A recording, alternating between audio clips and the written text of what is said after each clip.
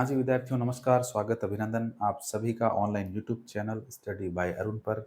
प्रिय विद्यार्थियों, कैसे हैं आप? बीए प्रथम वर्ष के विद्यार्थी जिनका सेकंड सेमेस्टर के एग्ज़ाम आपके आने वाले हैं, इतिहास विषय का अपन अध्ययन कर रहे हैं। जो आपका सेकंड सेमेस्टर में इतिहास का पहला पेपर है, प्राचीन भारत का इतिहास 300 ईस्वी से 1200 ईस्वी तक का जो टाइम पीरियड है, इस टाइम पीरियड में जितने भी वंश हुए हैं, उन वंशों के बारे में हम जो है जानकारी प्राप्त करेंगे। और अभी तक मैं एक बार पुनः आपसे आग्रह करूँगा सभी विद्यार्थियों से, बच्चों से, अभी तक आपने चैनल को सब्सक्राइब नहीं किया है तो सब्सक्राइब कर लें। वीडियो अच्छा लगता है तो लाइक बटन ज़रूर प्रेस करें और जो भी आपके विचार हैं, सुझाव हैं, वो आप कमेंट बॉक्स में भी लिख सकते हैं, कोई दिक्कत नहीं है। ठीक है? चलिए बिना समय गँवाए अपना आज का टॉपिक शुरू करते हैं। जैसा कि आपको पता है, गुप्त वंश का इतिहास अपन पढ़ रहे हैं, जो आपके प्राचीन भारत का इतिहास नामक जो आपकी पहली पुस्तक है, जो पहला पेपर है आपका सेकंड सेमेस्टर का, उसमें जो सबसे पहला जो यूनिट है, उस पहले यूनिट में जो पहला टॉपिक पढ़ रहे हैं अपन, वो गुप्त वंश पढ़ रहे हैं। पूरी यूनिट जो है आपकी पहली गुप्त वंश से संबंधित है। सिलेबस अगर आप चेक करेंगे, देखेंगे, यूनिवर्सिटी की वेबसाइट के ऊपर अपलोड किया हुआ है। अगर आप देखना चाहें तो वहाँ से देख सकते हैं, नहीं तो मैं तो करवा ही रहा हूँ टॉपिक, कोई दिक्कत नहीं है, बता भी रहा हूँ आपको। तो आपके सिलेबस का पहला जो टॉपिक है विद्यार्थियों, वो गुप्त वंश है। पहली यूनिट जो है वो पूरी गुप्त वंश से संबंधित है। इसमें 3 मुख्य जो राजा है, सम्राट है गुप्त वंश के, उनका अध्ययन अपन ने कर लिया है, जिसमें चंद्रगुप्त प्रथम है, समुद्रगुप्त है और चंद्रगुप्त द्वितीय है। बाकी और भी है, कुमारगुप्त है, स्कंदगुप्त है, आपके भानुगुप्त हैं, कई सारे गुप्त शासक हैं बाद वाले, लेकिन चूंकि उनका आपके सिलेबस में जिक्र नहीं है तो फिर उनको पढ़ने से फ़ायदा ही क्या? तो एक्स्ट्रा आपको पढ़ाने से मुझे कोई मतलब नहीं है। हाँ, कंपटीशन एग्जाम में भी जो प्रश्न आते हैं, वो लगभग इन 2-3 शासकों में से, गुप्त वंश के जो 2-3 शासक हैं, इनमें से ही पूछ जाते हैं, क्योंकि ये महत्वपूर्ण शासक हैं गुप्त वंश के। इसीलिए जो है विद्यार्थियों, इन्हें आपके सिलेबस में शामिल किया गया है और इन्हीं 3 शासकों को जो है प्रमुख रूप से जो भी कंपटीशन एग्जाम होते हैं, राजस्थान में या भारतीय स्तर पर जितने भी परीक्षाएँ होती है, उसमें इतिहास विषय में गुप्त काल के अंदर विशेष रूप से इन 3 लोगों का नाम आता है हर सिलेबस के अंदर। तो कोई कंपटीशन एग्जाम की तैयारी कर रहा है विद्यार्थी, वो भी इस वीडियो को कंटिन्यू कर सकता है। चलिए बिना समय गँवाए अपना आज का स्टार्ट करते हैं, क्लास शुरू करते हैं। और आज जो है विद्यार्थियों, हम गुप्तकालीन प्रशासन की बात करेंगे। गुप्तकालीन प्रशासन, उसके बाद में आपके गुप्तकालीन आपके अर्थव्यवस्था की बात करेंगे, कला साहित्य की बात करेंगे, आपके गुप्त काल के अंदर जो स्थापत्य कला है उसकी बात करेंगे, मंदिर निर्माण कला की बात करेंगे, विज्ञान की बात करेंगे। ये सारी चीज़ें आपके सिलेबस में दी हुई है, ठीक है? छोटे-छोटे टॉपिक है, बिंदु हैं, तो चलिए अब इनके ऊपर डिस्कशन करते हैं। सबसे पहला जो आज का बिंदु है विद्यार्थियों, वो है अपना गुप्तकालीन प्रशासन। गुप्तकालीन प्रशासन। देखिए, गुप्तकालीन प्रशासन प्रशासन का मतलब है कि विभिन्न नीतियाँ बनाकर राजा बहुत सी नीतियाँ बनाता था और नीतियाँ बना कर के जो है अपने शासन को चलाता था, अपने साम्राज्य को चलाता था। तो साम्राज्य को चलाने के लिए राजा को नीतियाँ बनानी पड़ती थी, बहुत सारे कानून बनाने पड़ते थे अपने द्वारा। उस समय कोई संविधान तो था नहीं, कभी कोई संविधान में कानून लिखे हुए हैं, उसके अनुसार आपको काम करना पड़ेगा। ठीक है? राजतंत्र था, राजतंत्र के अंदर राजा जैसा चाहता था, वैसा ही राजा करता था। राजा के मंत्रिमंडल थी, मंत्रिपरिषद थी, उस मंत्रिपरिषद में मंत्री थे, उनकी सलाह से जो है राजा काम किया करता था और अपने जो नियम हैं, कानून हैं, उनको जनता के ऊपर लागू करवाता था। ठीक है? तो हम गुप्तकालीन प्रशासन की बात करेंगे। देखिए, जैसा कि आपको पता है, कुछ पॉइंट है वो मैं लिखवा देता हूँ आपको, आप सीधे-सीधे अपने नोट्स में लिखते रहें और जो इम्पोर्टेंट चीज़ें समझाने की है वो मैं साथ में समझाता भी रहूँगा। तो आप अपनी कॉपी पेन लेके बैठिए और थोड़ा-सा लिखना भी स्टार्ट करिए मेरे साथ-साथ में। देखिए, गुप्तकालीन प्रशासन की बात करें तो जैसा कि आपको पता है कि गुप्त जो है विद्यार्थियों, वो किसके सामंत थे? कुषाणों के सामंत थे। गुप्त जो है वो कुषाणों के सामंत थे। कुषाणों के सामंत थे।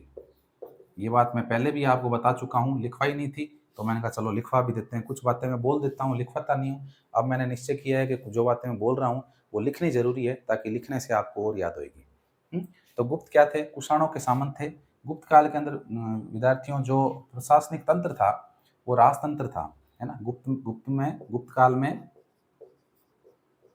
गुप्त काल में राजतंत्र विद्यमान था।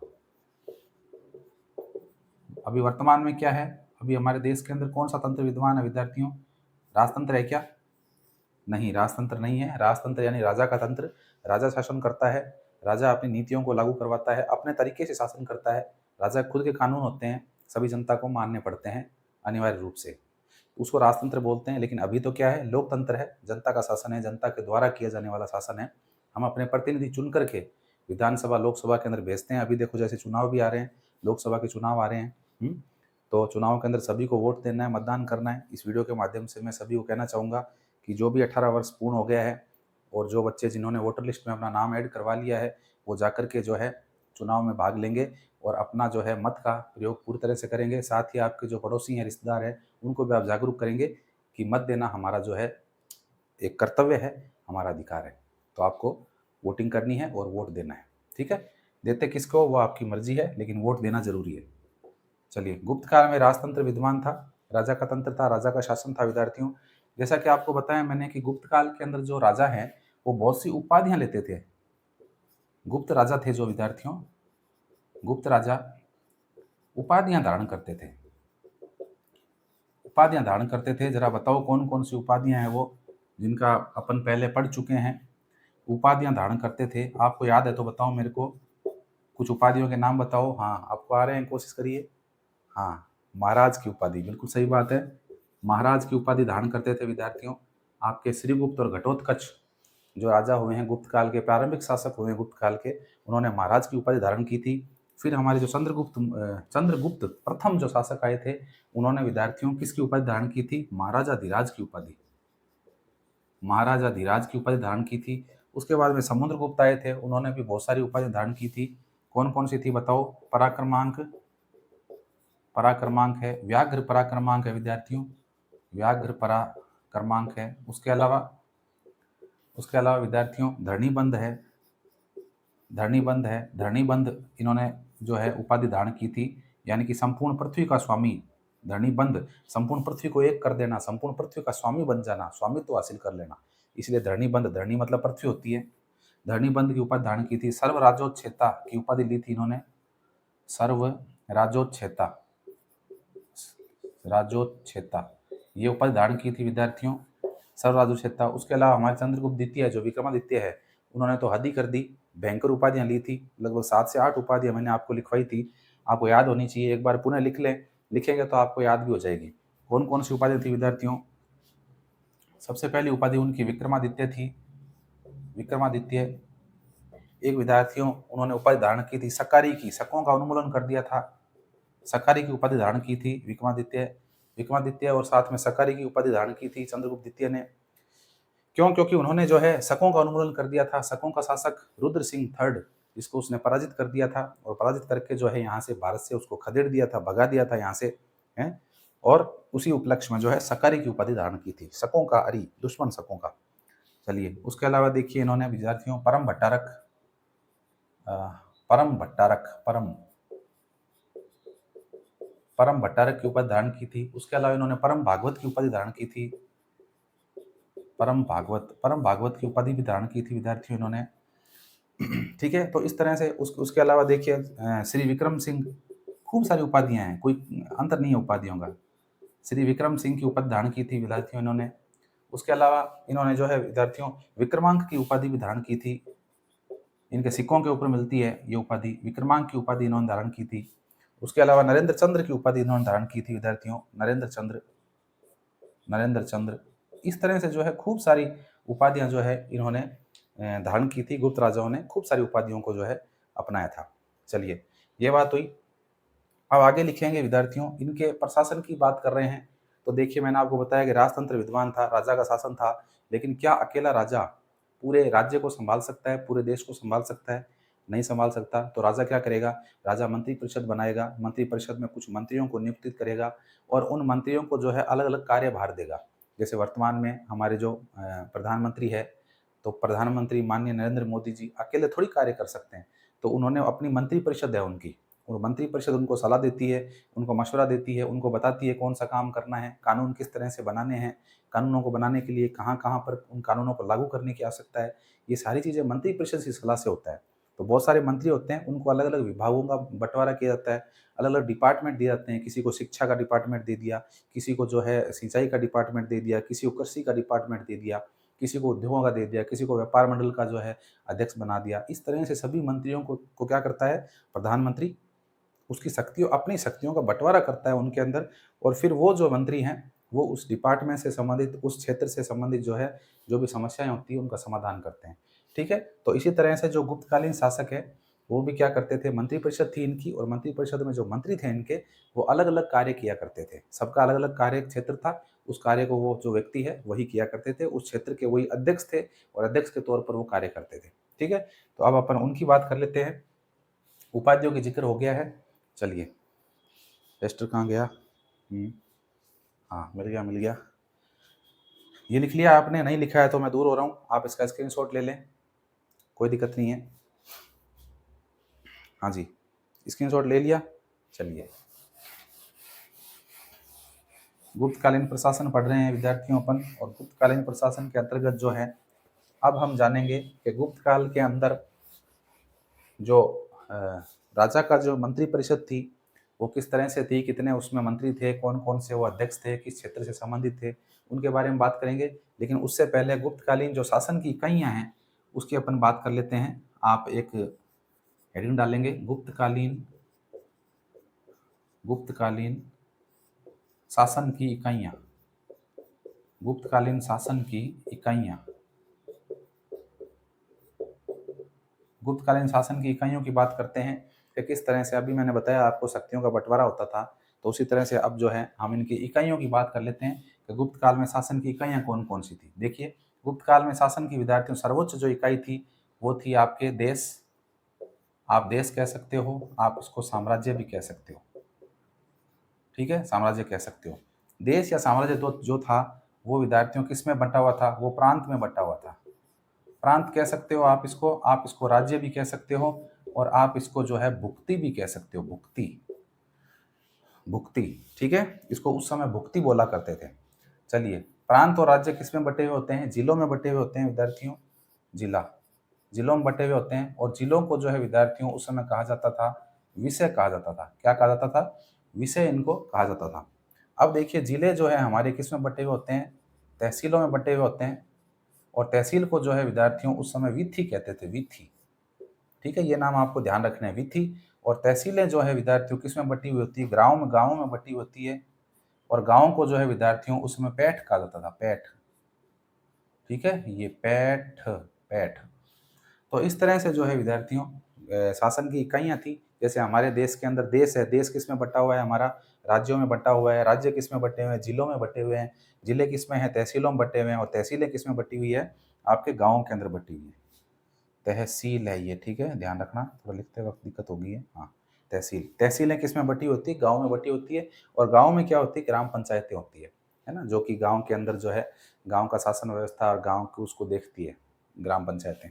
ठीक है, तो इस तरह से विभाजन होता है। तो देखिए, देश, उसके बाद में प्रांत या भुक्ति, फिर विषय, फिर विथि और पैठ।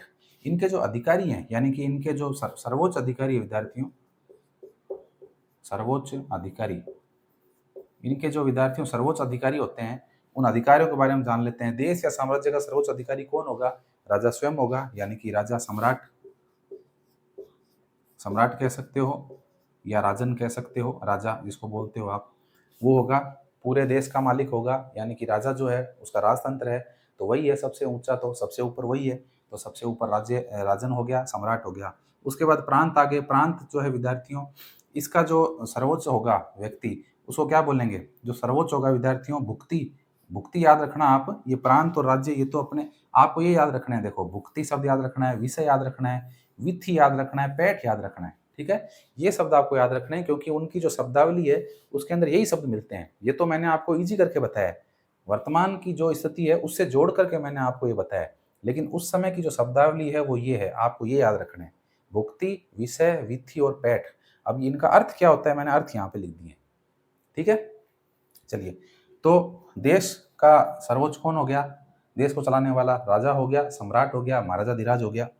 अब बात करते हैं प्रांतों की। प्रांतों को राज्य कहते थे, राज्य यानी भुक्ति, भुक्ति कहते थे। तो भुक्ति का जो संचालन करेगा, यानी प्रांत का जो संचालन करेगा, उसको विद्यार्थियों ऊपरिक बोलते थे, ऊपरिक, ऊपरिक भी कहते थे इसको। इसको भोक्ता भी कहा जाता था, भोक्ता, भोक्ता भी इसको कहा जाता था विद्यार्थियों। साथ ही इसको जो है भौगिक भी कहा जाता था, भौगिक, भौगिक, भौगिक। ठीक है, तो ये नाम आपको याद रखने कि जो भुक्ति यानी प्रांतों के ऊपर जो शासन करता था उस व्यक्ति को क्या कहते थे, औपरिक भोक्ता या भोगिक कहते थे। अधिकतर जो ये पद है विद्यार्थियों, जो ये पद दिया जाता था, ऊपरिक पद है, ये राजकुमारों को मिलता था। ये भी आप लिख लेना, अधिकतर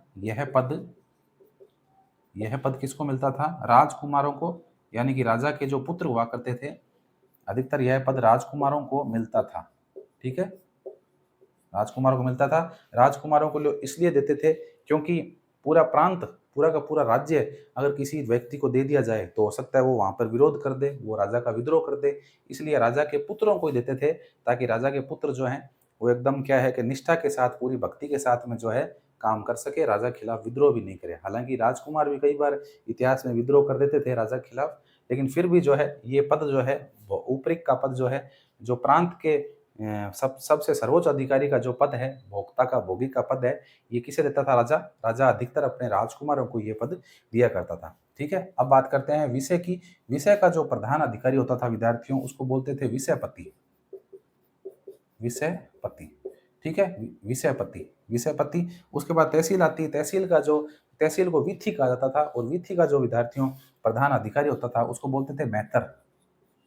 मेहतर नाम का व्यक्ति होता था। इसको ही जो है वीथी का, जो तहसील का जो है प्रमुख या सर्वे सर्वा अधिकारी माना जाता था। उसके बाद विद्यार्थियों पैठ आती है, यानी ग्रामिक इसका जो प्रधान था वो कौन था, ग्रामिक जो है इसका, पैठ का या गांव का जो है विद्यार्थियों प्रधान हुआ करता था। और ये ग्राम जो है वो ग्राम सभाओं के अंदर विद्यार्थियों बटे हुए होते थे। ठीक है, तो इस तरह से जो है गुप्तकालीन शासन की ये सर्व इकाइयां हैं जिनके बारे में मैंने आपको बताया है। लिख लीजिए आप, नहीं लिखा है तो आप इसका स्क्रीनशॉट ले लें, बाद में लिख लेना, अभी नहीं लिख पा रहे हो तो ले लिया स्क्रीनशॉट। चलिए,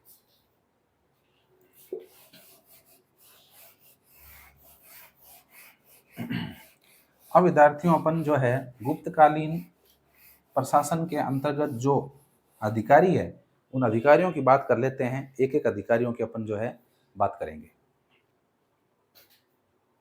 हाँ जी विद्यार्थियों, अब जो है गुप्तकालीन प्रशासन के जो अधिकारी है विद्यार्थियों, अपन उनकी बात कर लेते हैं कि जो अधिकारी थे प्रमुख रूप से, और उन अधिकारियों को कौन सा पद दे रखा था, और उनको एक डिपार्टमेंट दे रखा था सभी को, और अलग अलग डिपार्टमेंट सबको सौंप रखे थे। तो उस डिपार्टमेंट के अधिकारी कौन थे उनके बारे में जान लेते हैं।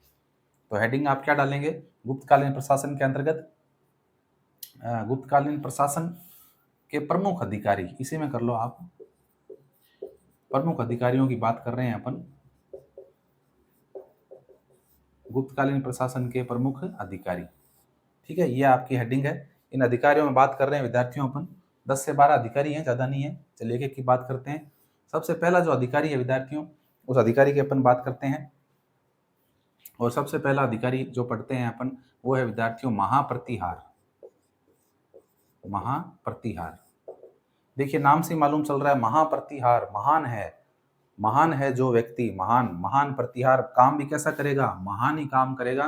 तो महाप्रतिहार विद्यार्थियों क्या करते थे, पूरे के पूरे महल के एक तरह से रक्षक हुआ करते थे। ये राजा का जो महल होता था उस पूरे महल का रक्षा का जो भार था वो महाप्रतिहार के पास में था। महाप्रतिहार के अंडर में फिर और दूसरे सैनिक या व्यक्ति हुआ करते थे, प्रतिहार हुआ करते थे, है ना। लेकिन जो सर्वे सर्वा था, है ना, जिसके ऑर्डर से पूरे महल की सुरक्षा व्यवस्था की जाती, पूरी सिक्योरिटी जो है महल की जिसके अंडर में रहती थी, उस सिक्योरिटी का जो प्रधान व्यक्ति था वो था महाप्रतिहार। तो इसमें क्या लिखेंगे आप, पूरे राजप्रासाद का रक्षक। राजप्रासाद किसे कहते हैं, महल को ही कहते हैं विद्यार्थियों। राजप्रासाद जो है महल को कहा जाता है। तो पूरे के पूरे महल का जो रक्षक है वो क्या कहलाएगा, महाप्रतिहार कहलाएगा। ठीक है, चलिए दूसरा देखिए, प्रतिहार जैसा कि नाम से मालूम चल रहा है ये भी रक्षा का ही काम करेगा। प्रतिहार है ये, तो प्रतिहार का काम क्या है, रक्षा करना है। द्वार पर रहकर के जो रक्षा करे वही क्या है, उसे ही प्रतिहार कहते हैं। तो प्रतिहार ये जो है विद्यार्थियों, महाप्रतिहार तो सबसे ऊपर है, प्रतिहार इसके नीचे है। तो इसका मतलब प्रतिहार क्या काम करेगा, प्रतिहार जो है विद्यार्थियों रनिवास की रक्षा करेगा। रनिवास कह दीजिए आप, चाहे इसको आप अंतःपुर कह दीजिए, अंतःपुर का रक्षक। ठीक है, ये लीजिए रनिवास या अंतःपुर। रनिवास यानी कि जहाँ रानियां निवास करती है, जहाँ राजा की रानियां रहती है, उसे अंतःपुर भी कहा जाता है विद्यार्थियों।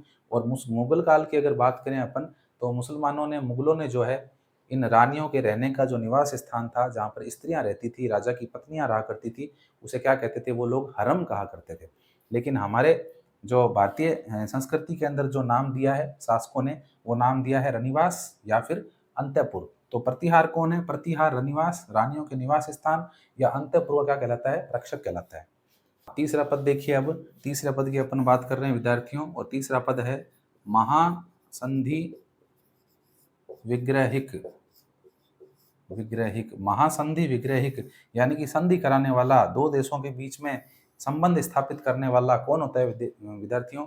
दो देशों के बीच में जो संपर्क स्थापित करता है, संबंध स्थापित करता है, एक देश से दूसरे देश में जाता है, अपने देश की जो नीतियां हैं वो दूसरे देश को बताता है, ऐसा कौन होता है व्यक्ति? ऐसा व्यक्ति होता है विदेश मंत्री। इसे क्या कहते हैं? विदेश मंत्री कहते हैं। तो महासंधि विग्रह का काम क्या है? शांति स्थापित करना, शांति, शांति स्थापना, यानी कि देश के अंदर शांति की स्थापना करना, और साथ ही विदेश मंत्री जो है, विदेश मंत्री आप इसे कह सकते हो, यानी कि विदेशों के साथ में संपर्क स्थापित करना, वहां जाना और विदेशों में जाकर के उन वहां के राजाओं के साथ में मिलना और वहां जाकर के संधियां करना, उनसे मिलना, ये काम कौन करेगा? महासंधि विग्रहिक करेगा। आप संधि से याद रख लेना इसको, ठीक है। चलिए अगला देखिए, महत्वपूर्ण पद जो है, ये महत्वपूर्ण पद है जो अपन पढ़ रहे हैं। अगला है विद्यार्थियों महाबलाधिकृत। महाबलाधिकृत, देखिए नाम से ही मालूम चल रहा है महाबलाधिकृत, इसके अंदर बहुत सारा बल है। तो बहुत सारा बल है, राजा का ऐसा कौन सा अधिकारी है जिसके पास बहुत बलशाली होगा, वो जिसके अंदर बहुत सारा बल होगा? देखिए राजा के पास सेना होती है, और सेना का जो प्रधान होता है उसे क्या कहते हैं? सेनापति कहते हैं। यानी कि ये कौन है? ये सेनापति है। राजा का जो सर्वोच्च सेनापति है उसे हम क्या बोलते हैं? महाबलाधिकृत बोला जाता था। तो सर्वोच्च सेनापति, सर्वोच्च सेनापति, ठीक है। सर्वोच्च सेनापति का जो पद था विद्यार्थियों, सर्वोच्च सेनापति का पद था, उसे क्या कहा जाता था? महाबलाधिकृत कहते थे। चलिए, हाँ, महासंधि विग्रह हो गया, महाबलाधिकृत हो गया। हाँ जी, अब जो पांचवा पद है विद्यार्थियों वो है महादंड नायक। महादंड नायक, देखिए महादंड नायक, दंड देने वाला।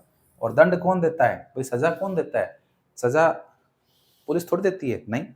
सजा कौन देता है? सजा तो कोर्ट में बैठा हुआ जज, यानी कि न्यायाधीश जो होता है वो सजा देने का उसका काम होता है। तो इसका मतलब यहाँ पर दंड देने वाला महादंड नायक, ऐसा नायक जो दंड देता है, ऐसा हीरो, नायक मतलब हीरो, ऐसा हीरो जो दंड देता है। कौन है दंड देने वाला? न्यायाधीश है। तो यहाँ पर विद्यार्थियों महादंड नायक का मतलब क्या होगा? सर्वोच्च न्यायाधीश, सर्वोच्च न्यायाधीश, सर्वोच्च न्यायाधीश। हालांकि देखिए सर्वोच्च न्यायाधीश की बात करें अपन, तो न्यायाधीश तो है, न्यायाधीश ने कोई नतीजा दे दिया, किसी वाद विवाद के ऊपर उसने अपना समाधान प्रस्तुत कर दिया, विचार दे दिए, लेकिन ये सर्वा नहीं है। सर्वे सर्वा कौन है? सर्वे सर्वा तो राजा है। राजा जैसा चाहेगा वैसा ही होगा। यानी अंतिम न्यायाधीश जो है ना, वो कौन होता है? राजा होता है। लेकिन न्याय के अंदर जो सर्वोच्च पद है, सर्वोच्च न्यायाधीश जो है, उसे क्या कहते थे? महादंड नायक कहा जाता था, ठीक है। चलिए अब अपन बात करते हैं छठे की। ये पांच आपके जो प्रमुख अधिकारी थे विद्यार्थियों, वो हो गए हैं। छठे अधिकारी की अपन जो है बात कर लेते हैं विद्यार्थियों। और छठा अधिकारी जो है वो है विद्यार्थियों पुस्तपाल। पुस्तपाल, देखिए नाम से ही मालूम चल रहा है पुस्तपाल। पुस्तपाल का मतलब क्या है? पुस्तपाल का मतलब है विद्यार्थियों जो पुस्तकों के अंदर लेखा जोखा रखता है।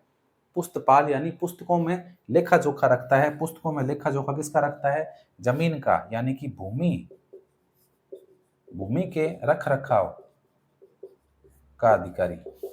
भूमि के रख रखाव का जो अधिकारी है उसे हम क्या कहेंगे विद्यार्थियों? उसे हम पुस्तपाल जो है कहेंगे, ठीक है। ये हो गया। अब देखते हैं अगला पद अपने, कि अगला पद कौन सा है विद्यार्थियों। अगले पद की बात करें विद्यार्थियों, तो अगला पद है आपके सामने अमात्य। अगला पद है अमात्य। देखो अमात्य, अमात्य नाम से मालूम चल रहा है अपने को। अमात्य, सही लिखा नहीं जा रहा, दोबारा लिख देता हूँ। अमात्य, अमात्य का मतलब है विद्यार्थियों कि जो राजा के जो शाही नौकर हुआ करते थे, यानी कि छोटा मोटा कोई काम किया करते थे, उनको अमात्य कहा जाता था, यानी कि एक तरह से नौकरशाह कह सकते हो आप, जो हालाँकि नीचे पदों पे नहीं थे, थोड़े उच्च पदों पर कार्य करते थे, लेकिन करते वो राजा की नौकरी थे, तो इनको हम नौकरशाह कह सकते हैं, नौकरशाह। नौकरशाह जो है विद्यार्थियों, उनको क्या कहा गया? अमात्य कहा गया। ठीक है? इस तरह से 7 जो है अधिकारी अपन ने जो है विद्यार्थियों जान लिए हैं, और अब अपन जो है इसको मिटा दूँ? लिख लिया आपने? नहीं लिखा है, मैं साइड में हो रहा हूँ, लिख लिया आप आराम से? हाँ, आराम से लिख लो आप, कोई दिक्कत नहीं है।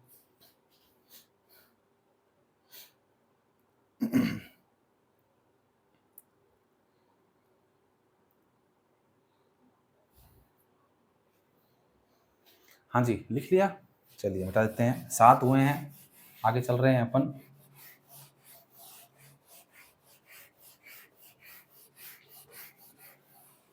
आठवां अधिकारी अपन लिखते हैं। 8वां नंबर का जो अधिकारी है विद्यार्थियों, वो है महादंड पासिक।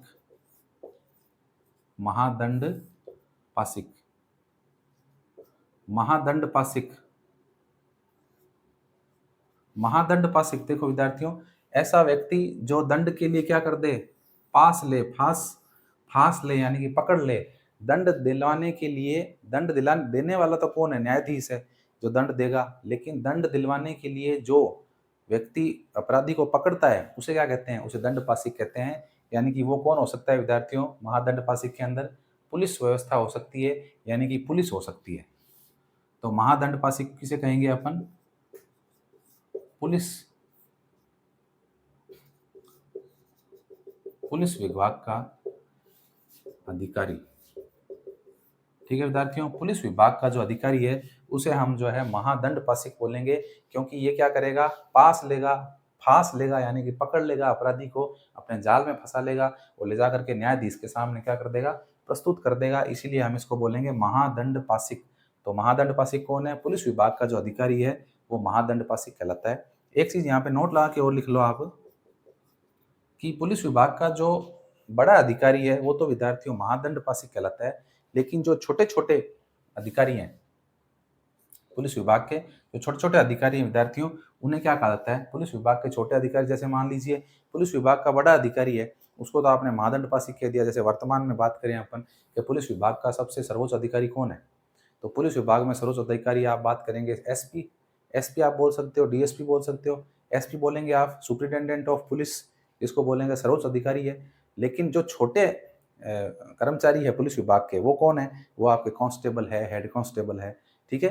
तो उस समय के जो आप कह सकते हो एक तरह से एसपी, एसपी है ये, एसपी साहब है एक तरह से। महादंड पासिक जो है उस समय गुप्त काल के क्या है? एसपी साहब है, सुप्रिटेंडेंट ऑफ पुलिस है।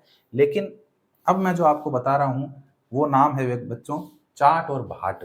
तो उस टाइम में जो पुलिस विभाग के छोटे कर्मचारी हुआ करते थे, वर्तमान में बात करें अपन, कांस्टेबल हो गए, हेड कांस्टेबल हो गए, इनको उस समय क्या कहा जाता था? इनको उस समय चाट और भाट कहते थे। तो यहाँ लिखेंगे आप पुलिस विभाग के,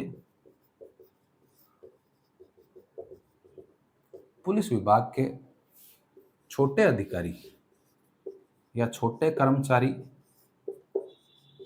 चाट व भाट कहलाते थे।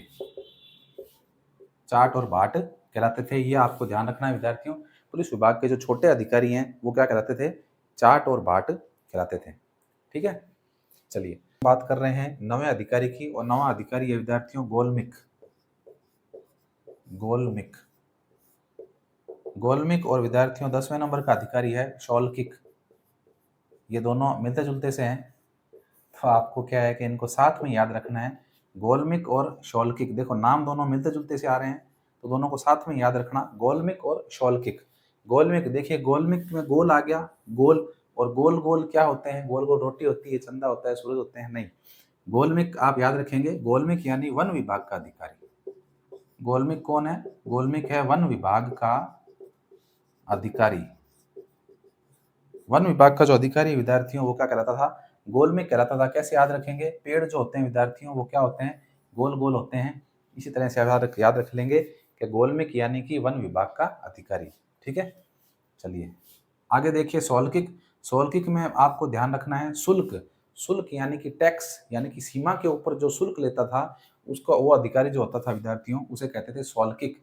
यानी कि बाहर से मान लीजिए कोई माल आया दूसरी जगह से, तो उस माल को चेक करना और चेक करके उस माल के ऊपर टैक्स लेना, जो कर लिया करता था अधिकारी, उसे कहा जाता था शौल्किक।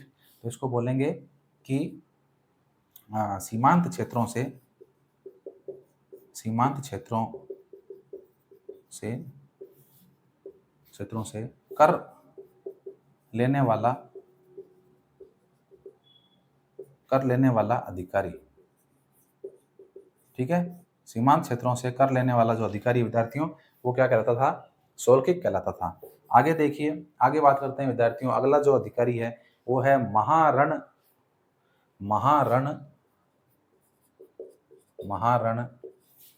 भंडारिक। महारण भंडारिक नाम का विद्यार्थियों जो व्यक्ति है महारण भंडारिक नाम का, देखो नाम से मालूम चल रहा है रण। रण का मतलब है युद्ध। रण का मतलब है युद्ध। इसका मतलब युद्ध क्षेत्र के अंदर महाभंडारिक। भंडारिक मतलब, भंडारिक को ऐसे याद रख ले लो आप, भांडा बर्तन। भंडारिक को आप भांडा बर्तन से याद कर लेना। ठीक है, यानी कि युद्ध क्षेत्र में जो है विद्यार्थियों, भांडे बर्तन यानी कि युद्ध क्षेत्र के अंदर भोजन की या रसद सामग्री की व्यवस्था करने वाला जो अधिकारी होता था, उसे कहते थे महारण भंडारिक। ठीक है, युद्ध क्षेत्र में याद रखने की कुछ ट्रिक है जो मैं आपको बता रहा हूँ। अगर आपको सही लगे तो याद रख लेना, और नहीं सही लगे तो कोई बात नहीं, छोड़ देना। ठीक है, महारण भंडारिक युद्ध क्षेत्र में सेना के लिए, युद्ध क्षेत्र में विद्यार्थियों सेना के लिए रसद सामग्री की व्यवस्था करने वाला, रसद सामग्री की व्यवस्था करने वाला। ठीक है विद्यार्थियों, तो ये है महाराणा भंडारी। अगला बात कर लेते हैं, एक और अपन देख लेते हैं। और अगला जो है विद्यार्थियों, गुप्तकालीन प्रशासन का प्रमुख अधिकारी है, और वो है आपके अग्रहारिक और कर्णिक। दो और पढ़ लेते हैं, एक है आपके अग्रहारिक और एक है विद्यार्थियों कर्णिक। ये दो अधिकारी अपन और पढ़ लेते हैं। देखिए, अग्रहारिक आगे आकर देने वाला, अग्रहारिक आगे आकर उपहार देने वाला, यानी कि अग्रहारिक कौन होगा? अग्रहारिक होगा विद्यार्थियों दान विभाग का अधिकारी। दान विभाग का अधिकारी, दान विभाग का अधिकारी। दान विभाग के अधिकारी को क्या कहेंगे? अग्रहारिक कहेंगे। यानी कि आगे आकर, जब दान देते हैं तो हमें आगे आना होता है, आगे आकर बढ़ चढ़कर हम जो है दान करते हैं, स्वयं आगे आकर दान करते हैं। तो गुप्त काल के अंदर जो है दान विभाग का जो अधिकारी था उसे क्या कहते थे? अग्रहारिक कहते थे। कर्णिक, कर्णिक का मतलब है करने वाला, कार्य करने वाला। ऑफिसों में काम कौन करते हैं? बाबू करते हैं। जो बाबू होते हैं वो ऑफिसों में काम करते हैं। जो क्लर्क होते हैं, जिनको हम लिपिक बोल सकते हैं। तो आप कर्णिक से समझ क्या मतलब स्थापित करोगे? कर्णिक का मतलब है करने वाला, यानी कार्य करने वाला। लिपिक आप इसको बोल सकते हो, लिपिक। ठीक है, लिपिक यानी कि आपके ऑफिशियल वर्क करने वाला, ऑफिस में कागज वगैरह सहीजने वाला, उन कागजों को, और जो भी ऑफिशियल वर्क है, जो कागजी काम है, जो लेखा जोखा रखने का काम है, वो सारा काम करने वाला व्यक्ति क्या कहलाता है? लिपिक कहलाता है। और गुप्त काल में उसे क्या कहते थे? कर्णिक उसे कहा जाता था। ठीक है विद्यार्थियों, तो ये जो है अपन ने गुप्तकालीन प्रशासन के प्रमुख जो अधिकारी थे वो अपन ने पढ़ लिए हैं। हाँ जी विद्यार्थियों, अब जो है ये अपन गुप्तकालीन प्रशासन के प्रमुख अधिकारी पढ़ लिए हैं अपन ने। और अब जो अपना लास्ट जो पॉइंट है वो अपन पढ़ने जा रहे हैं इस क्लास का, और वो है न्याय व्यवस्था। न्याय व्यवस्था की बात कर लेते हैं कि गुप्त काल में जो है न्याय व्यवस्था किस प्रकार की थी। तो न्याय व्यवस्था की बात करेंगे, उससे पहले एक दो फैक्ट और हैं वो लिख लेते हैं अपन। गुप्त काल के प्रशासन से संबंधित फैक्ट है विद्यार्थियों। जैसा कि विद्यार्थियों आपको पता है कि गुप्तों की जो विद्यार्थियों, गुप्तों की या गुप्तों का राजकीय चिन्ह जो है विद्यार्थियों वो क्या था बताओ? राजकीय चिन्ह की बात कर ली क्या अपन ने? नहीं की शायद। गुप्तों का राजकीय चिन्ह जो था विद्यार्थियों वो गरुड़ था। यानी कि उनकी मोहरों के ऊपर जो है, उनकी मोहरों के ऊपर किसका अंकन था? गरुड़ का अंकन किया जाता था। तो गुप्तों का जो है विद्यार्थियों राजकीय चिन्ह जो है वो क्या था? आपके गरुड़ था। ठीक है, ये गरुड़ बनाया मैंने। तो गुप्तों का राजकीय चिन्ह क्या था?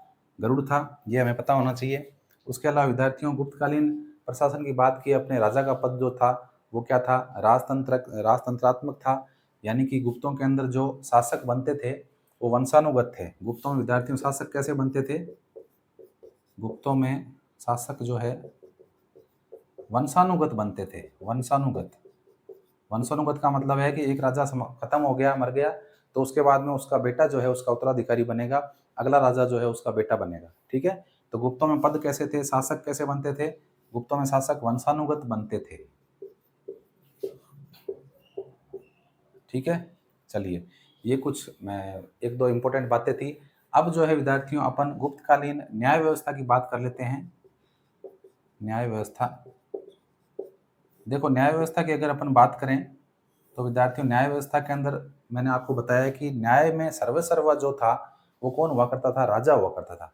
यानी कि न्याय अगर मान लीजिए न्यायाधीश ने कर दिया है न्याय, और न्यायाधीश के न्याय करने के बाद भी जो है अगर वो फरियादी राजा से फरियाद करता था कि उसको न्याय जो है सही तरीके से मिला नहीं है, तो राजा जो है वो अपना डिसीजन दिया करता था। इसका मतलब न्याय विभाग में सर्वोच्च कौन था? न्याय विभाग में सर्वोच्च और अंतिम निर्णय किसका होता था? राजा का होता था। तो ये हमें पता होना चाहिए कि न्याय व्यवस्था में,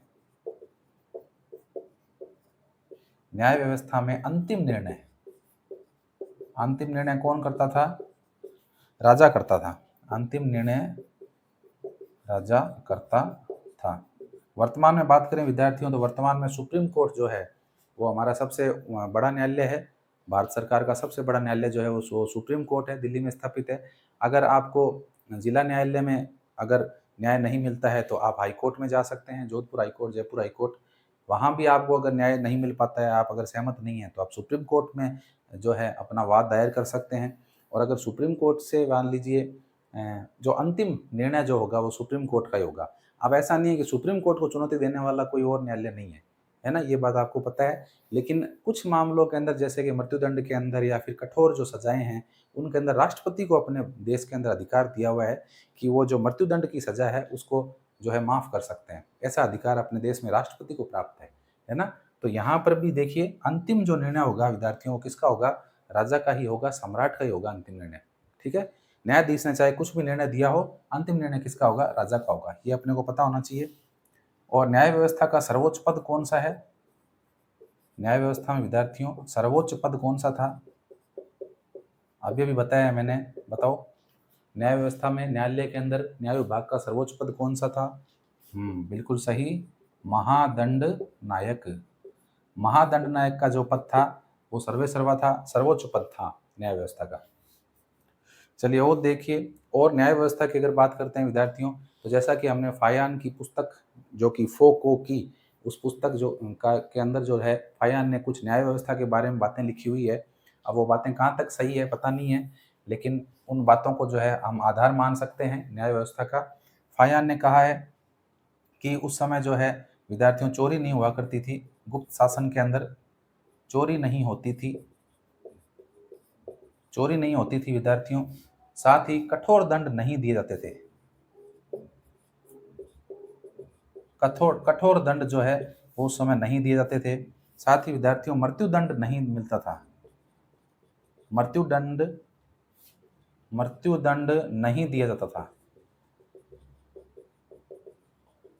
ठीक है, उस समय मृत्युदंड का प्रावधान नहीं था, मृत्युदंड नहीं देते थे उस समय, कठोर दंड भी नहीं देते थे। कहते हैं कि उस समय लोग घरों के ताले नहीं लगाया करते थे। इसका मतलब इतने बेखौफ थे, इतनी न्याय व्यवस्था अच्छी थी, लोगों के पास इतना पैसा रुपया था कि वो अपने घर को खुला छोड़ देते थे, चोरी करने वाला कोई भी नहीं हुआ करता था। ठीक है, तो ऐसा माना जाता है लोग घरों के ताले नहीं लगाते थे। और जो है विद्यार्थियों फायान कहता है कि अगर कोई अपराधी बार बार अपराध करता था तो उसका दाहिना हाथ काट लेते थे। ये बड़ी गलत बात थी, भाई दाहिना हाथ काट लिया, ये जीवना हाथ काट लिया, अब काम कैसे करेगा वो, है पेट कैसे भरेगा अपना? तो ये भी आप लिखेंगे कि बार बार अपराध करने पर, बार बार अपराध करने पर, बार बार अपराध करने पर अपराधी का, नीचे थोड़ा लिखा नहीं जा रहा मेरे से ढंग से, तो आप मैं जो बोल रहा हूँ उसको सुन करके आप लिख लेना। बार बार अपराध करने पर अपराधी का दाहिना हाथ, दाहिना हाथ काट लेते थे, काट लेते थे। ठीक है, तो इस तरह से जो है ये विद्यार्थियों न्याय व्यवस्था थी गुप्तकालीन। प्रशासन के अंतर्गत हमने जो है प्रमुख अधिकारी पढ़ लिए, न्याय व्यवस्था के बारे में जानकारी हासिल कर ली। अब अगला जो हमारा बिंदु रहेगा वो रहेगा विद्यार्थियों गुप्तकालीन अर्थव्यवस्था और समाज के बारे में अध्ययन करेंगे। आज के लिए इतना ही। आई होप आपको अच्छे समझ में आया होगा। जो भी पढ़ाया जा रहा है आप उसको अच्छे से समझ रहे हैं और लगातार अपना अध्ययन कर रहे हैं। जो लोग नहीं क्लासें देख पा रहे हैं, मैं निवेदन करूँगा कि आपसे आग्रह करूँगा कि आप उन क्लासों को शेयर किया करें। आपके जो ग्रुप हैं व्हाट्सएप के, उनमें आप क्लासों को शेयर करें। साथ ही चैनल को सब्सक्राइब करने के लिए बोलें और वीडियो अच्छा लगता है तो लाइक ज़रूर कर दिया करें। लाइक करने से कोई दिक्कत नहीं है, आप लाइक करोगे तो मेरा मनोबल बढ़ेगा और मैं ज़्यादा उत्साहित होकर के जो है क्लासें अपलोड करूँगा। ठीक है? तो आज के लिए इतना ही। मिलते हैं कल एक और नए टॉपिक के साथ, एक और नई वीडियो के साथ। तब तक के लिए नमस्कार।